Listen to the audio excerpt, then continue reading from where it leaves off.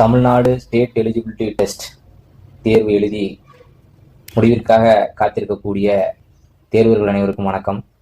கடந்த மார்ச் மாதம் set examination பார்த்தீங்க அப்படின்னா கணினி வழி தேர்வாக நடைபெற்று முடிந்தது. அதற்கான உத்தேச விடைக்குறிப்புகள் அடங்கிய கோப்பு ஆசிரியர் தேர்வு வாரிய இணையதளத்தில் வெளியிடப்பட்டது. அதன் பிறகாக அப்ஜெக்ஷன் ட்ராக்கர் தெரிவிப்பதற்கான வசதியும் ஏற்படுத்தி தரப்பட்டது.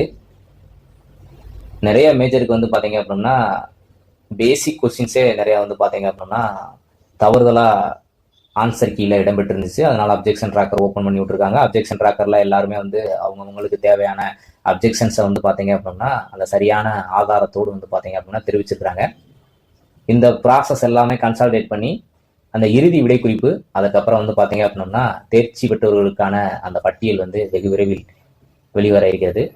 அநேகமாக இந்த மாத இறுதிக்குள்ளாக வெளிவரும் என்று அனைவரும் எதிர்பார்த்து காத்து கொண்டிருக்கிறோம். பொறுத்திருந்து பார்க்கலாம். தேர்ச்சி சதவீதத்தையும் தமிழக அரசானது உயர்த்தி வழங்க வேண்டும் என்ற கோரிக்கைகள் தேர்வர்கள் மத்தியில் வலுத்த வண்ணம் உள்ளன. ஏன்னா ரொம்ப காலங்களுக்கு அப்புறமா பார்த்தீங்க அப்படின்னா ஒரு செட் எக்ஸாமினேஷன் நடந்திருக்கு. அதனால கண்டிப்பாக அந்த யூஜிசி நாம்ஸ் அடிப்படையில் அவங்கள்ட்ட பேசி இந்த தேர்ச்சி விகிதத்தையும் அதிகரித்து வழங்கினால் நிறைய நபர்கள் பார்த்தீங்க அப்படின்னா தேர்ச்சி அடைவார்கள் என்ற கருத்து பரவலாக நிலவி கொண்டிருக்கிறது. அதுவும் நமக்கு சாதகமாக நடக்கும் அப்படின்னு நம்ம நம்புவோம். அதற்கு பிறகாக arts and science college professor எக்ஸாமினேஷனுக்கு பார்த்தீங்க அப்படின்னா இந்த செட்டு நெட்டு பிஹெச்டி தகுதி பெற்றிருக்க வேண்டும் என்ற அடிப்படையில் அப்போதுதான் அது விண்ணப்பிக்க முடியும் என்ற அடிப்படையில் அது உள்ளது. இந்த செட்டு தேர்வு ரிசல்ட் பப்ளிஷ் பண்ணாதான் அந்த காலேஜ் டிஆர்பி எக்ஸாமினேஷன் நடத்த முடியும்.